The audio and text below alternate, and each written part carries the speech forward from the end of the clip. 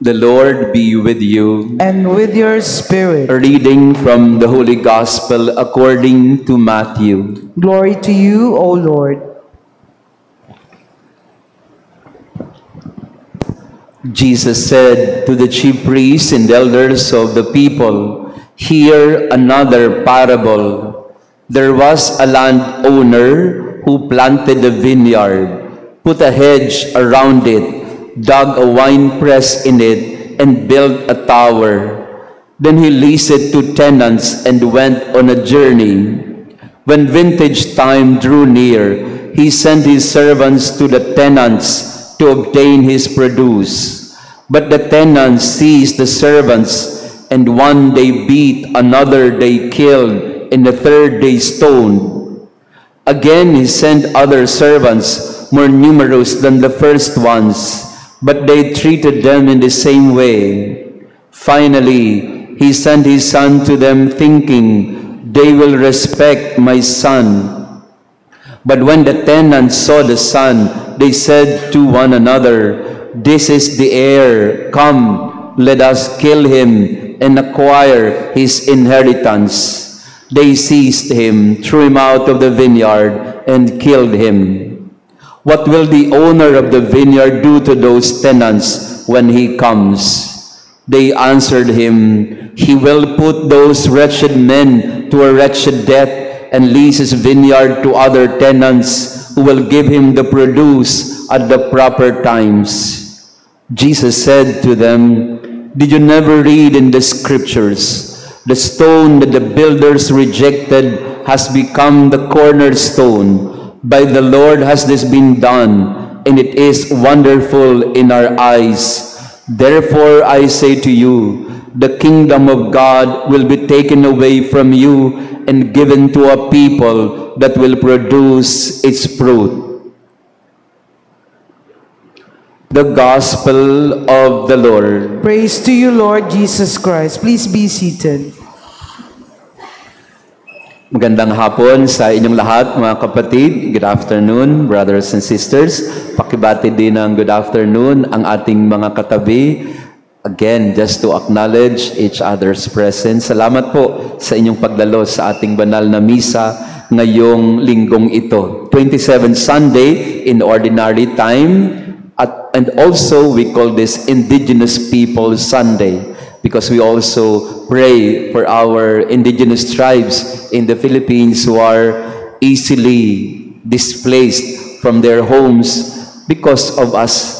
No? We don't care about their lot and about their situation. So this Sunday is specifically offered for our indigenous peoples.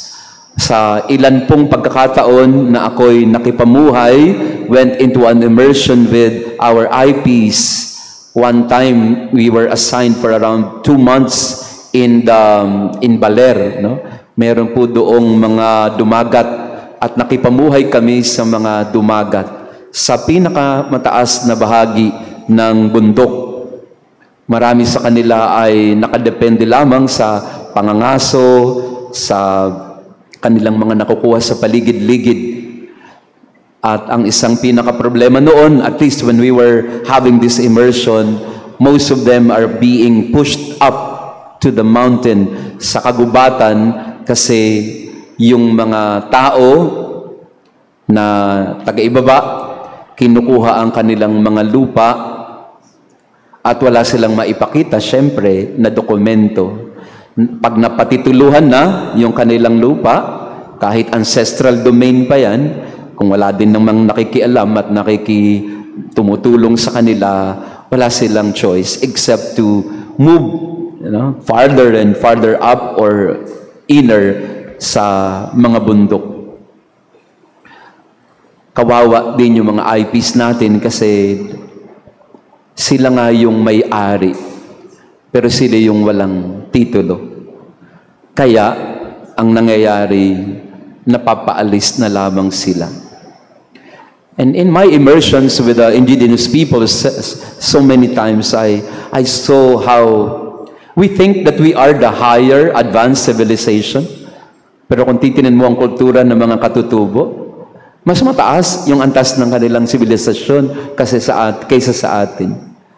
Sa isang pagkakataon, halimbawa, yung mga pagkain ng puno o prutas, hindi nila uubusin yung bunga ng prutas. Kukuha lang sila ng sapat lang. Hindi sila magpapakabusog at kakamkamin lahat ng prutas para kainin. Well, in the first place, wala naman kasi silang refrigerator. Pero ang lagi nilang sinasabi sa amin noon ay, magtira naman kayo sa ibon.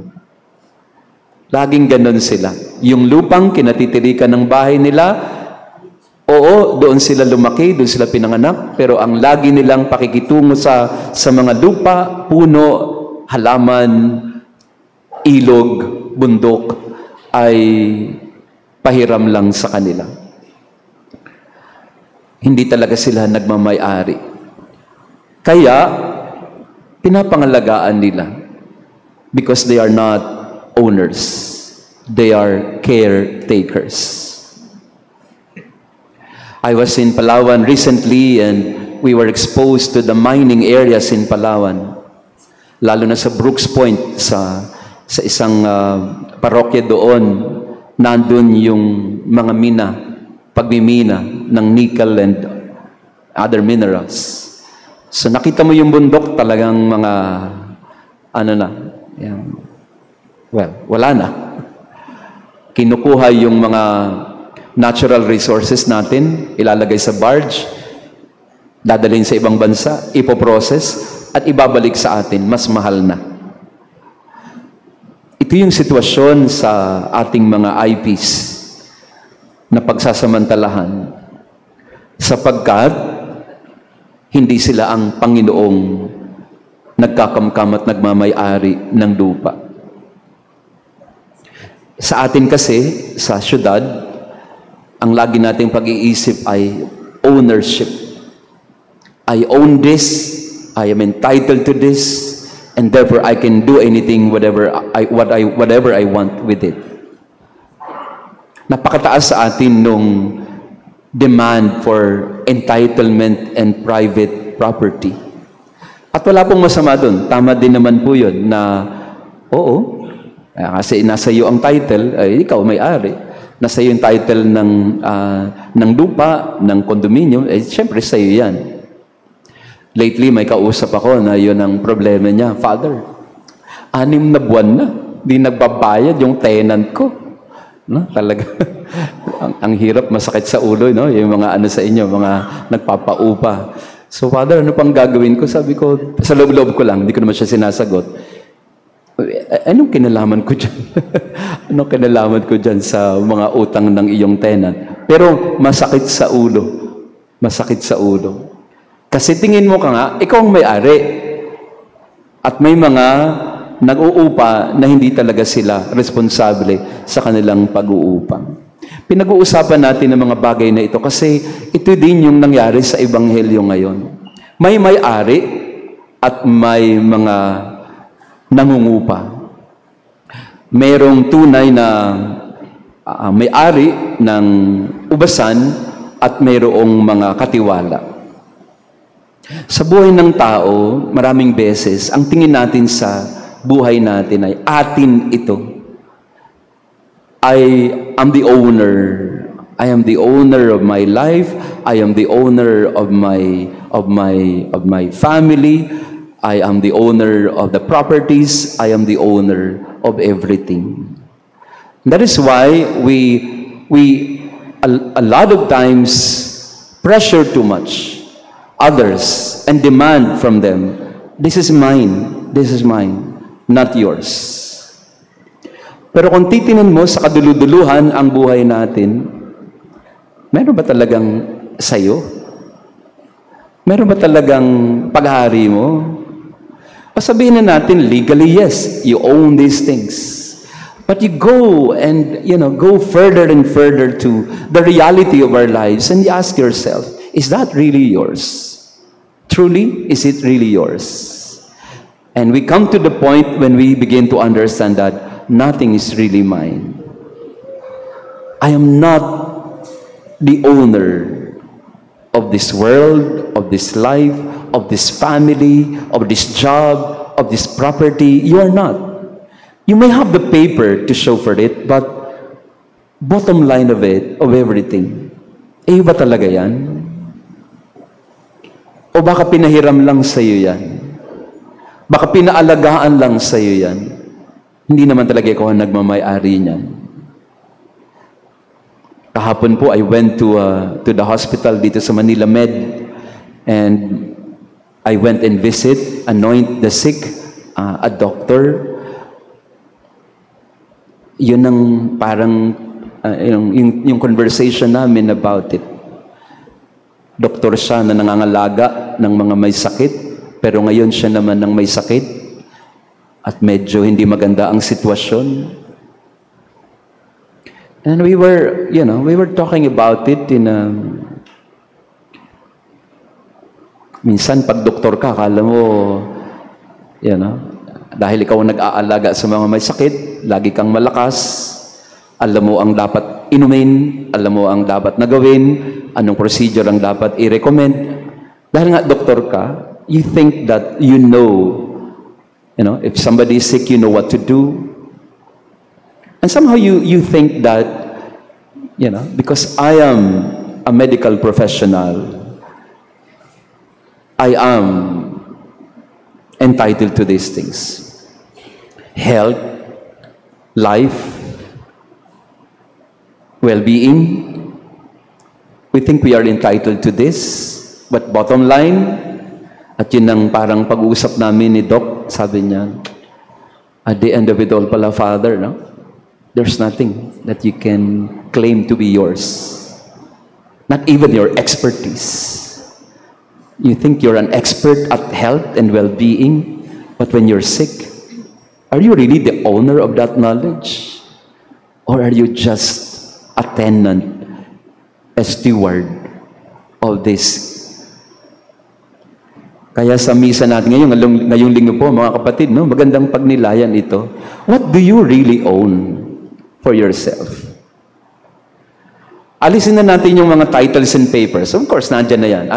Pero punta tayo doon sa mas malalim na kahulugan ng, are you really an owner of anything at all in this life? Is there anything that you can say, I possess this in an absolute sense? At bubulaga sa atin ng sagot na, wala. There's nothing we own.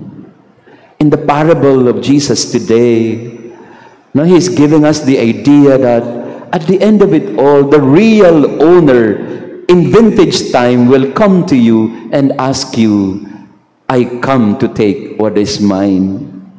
Can you give it to me? And He is also asking us, the Lord is also asking us, confronting us time and again, it is vintage time. I come to claim what belongs to me. Are you ready to part with it? Are you ready to surrender it to me? Are you ready to give it back to me? Because everything is entrusted to us, because we are stewards of God's graces and blessings, that's also the point of our first reading. Dahil binigay sa atin, pinagkatiwala ito, pagyamanin natin at ayusin natin. Palaguin natin, wag nating sayangin. Kasi ibabalik din natin sa Kanya yan. We will make an accounting of ourselves and of our lives before the Lord. In due time, we will have to make a report to Him and tell Him, Lord, this is what you gave me. This is what I would like to give back to you. First of all, it's not mine, so I surrender it to you. And secondly, because it was not mine in the first place, I have learned to protect it. I have learned to cherish and value it because it was not mine. Ito po yung aking ginawa. Sa mga biyayang binigay mo sa akin, sa buhay na pinagkaloob mo sa akin, ito po yung aking pinagsikapang gawin. This may not be enough, but I am returning this to you. I'm giving it back to you because you are the owner. I am just a steward and a tenant of this world. Kaya sa misang ito, pagdasal po natin, mga kapatid, na sana mabuksan yung isip at puso natin na to value everything. Kasi mas napapahalagan mo isang bagay kapag ka hindi owned by you eh. Pag alam mo na pinahiram sa iyo yan, mas papangalagaan mo siya eh, kasi alam mo may nagmamay-ari niyan. Hindi mo siya aabusuhin, hindi mo siya wawaldasin, hindi mo siya wawasakin, hindi mo siya pababayaan, kasi alam mo, isusuli mo din sa kanya yan. Parang pag humiram ka ng sasakyan sa daddy mo, di ba? Mga humihiram ng sasakyan kay daddy dito. Kailangan alagaan mo yan. Kasi susuli mo sa kanya. Pag nakita ni daddy mo, ba't may ano rito? Ba't kanya? So, magbibigay ka ng report sa kanya. Kapag ang turing natin sa lahat ng bagay sa buhay natin ay pinahiram sa atin, we will learn to value it more, protect it more. We will learn to cherish it more because we know we are not entitled to it, but it has been generously given to us. Everything, brothers and sisters, everything in our life, if we relate and connect with it as a tenant, as a steward, na pinahiram, pinautang lamang, we will learn to value it. Life is lent to us. I will value it. I will protect it. Hindi ko siya sasayangin.